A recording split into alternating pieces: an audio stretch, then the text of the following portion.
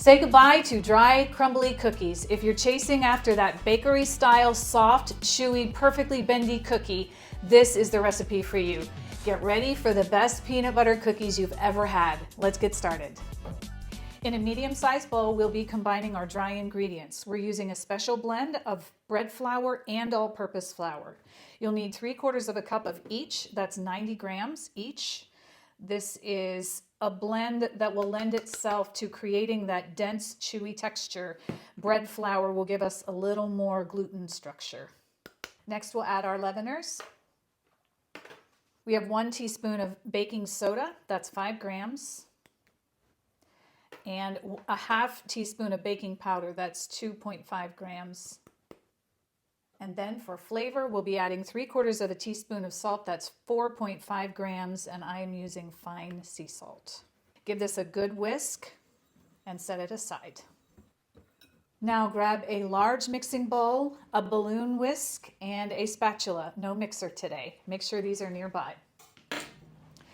Into your large bowl, pour melted butter. This is unsalted. This is a 1/2 cup, 113 grams. So while the butter is still warm, we're adding the peanut butter right into it. This is 1 cup of creamy peanut butter. That's 250 grams. I'm using Jif. Don't use natural peanut butter. The oil structure is different. Use your whisk. And you want to whisk this vigorously until it is completely combined. Make sure you don't see any lumps in there. It's nice and smooth. Next, we'll be adding our sugars. We're adding 3/4 of a cup of dark brown sugar, 150 grams, and a 1/4 cup of granulated sugar, 50 grams. Granulated sugar promotes spreading. It melts and it gives a crispier texture, so we're adding less of it. We're adding more brown sugar because it contains molasses, dark brown even more so. It'll help create that dense, chewy texture we're going for. Whisk these really vigorously, really hard for 1 minute until you see the sugars dissolving into the fat. Next, we'll be whisking in 1 large whole egg and 1 egg yolk and 1 teaspoon of vanilla. That's 5 milliliters. Whisk until the batter completely thickens and it's completely homogeneous. Egg white contributes to a lighter, more cakey texture, so we're only using 1 whole egg. Using an additional egg yolk increases the fat-based emulsifiers, which will yield a rich, chewier center. So here's the science nerd in me. Look how fun this is. See how this thickened? That's the egg yolk doing its job. It has lecithin, which is an emulsifier. It binds fat and liquid together. So we have a really nice emulsion here. Now it's time to switch to your flexible spatula. Scrape your bowl down. I love how easy this recipe is, and it makes the best cookies ever.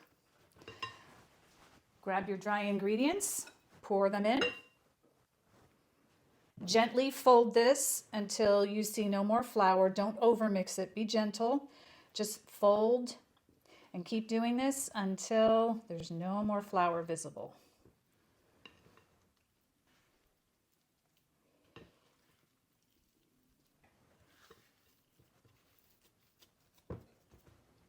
The dough should look a little bit soft and oily. That is correct. Now it's time to scoop our dough. I'm using a number 20, which is 3 tablespoons or about 50 or 55 grams. This makes about a dozen to maybe 15 cookies, so obviously if you want more, you can double the batch. I'm placing these on a parchment-lined baking sheet. This will be going into the refrigerator, so make sure whatever you use, it can be wrapped and it'll fit in your fridge.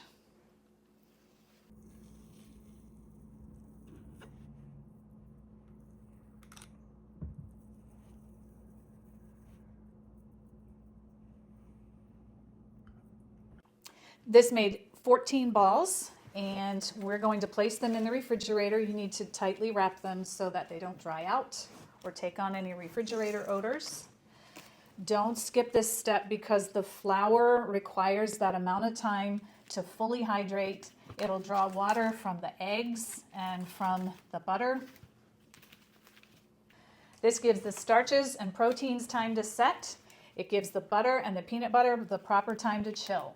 A fully hydrated dough bakes up thicker and chewier. Off to the fridge they go. Once your dough has aged for 24 hours, preheat your oven to 350 degrees Fahrenheit, 180 Celsius. Once your oven is hot, remove your dough from the refrigerator. We're trying to keep it nice and cold so it goes into the oven rock hard.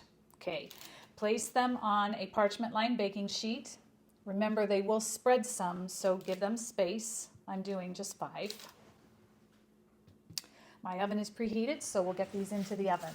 Now stick with me because we're doing a very special technique at 15 minutes, so don't check out.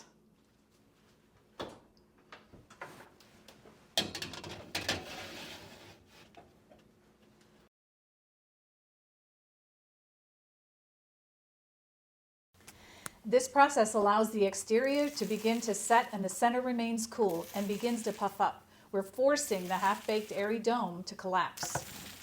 This is what gives us the dense, chewy texture. After you flatten the cookies, let them bake for an additional 3 minutes. You'll see the edges starting to set and brown, and you'll see lots of beautiful cracks. Remove them from the oven after 3 minutes.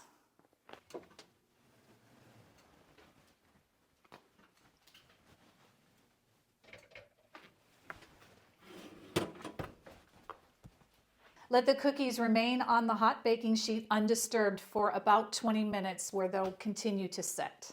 I'm putting my second tray in the oven, and I wanted to explain something in case you're wondering why I'm not flattening them before they go in the oven.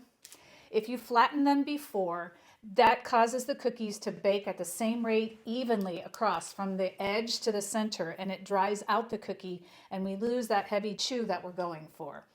This is the best practice, putting them in the ball form and then flattening them in the oven. By the way, if you love making cookies, check out my cookie playlist. I have lots of amazing bakes in there. And if you've ever been disappointed by dry, crumbly peanut butter cookies, I do hope you give these a try. They are soft, they are chewy, they are bendy, they are perfect in texture. Well, this was fun. I'll see you in the next video.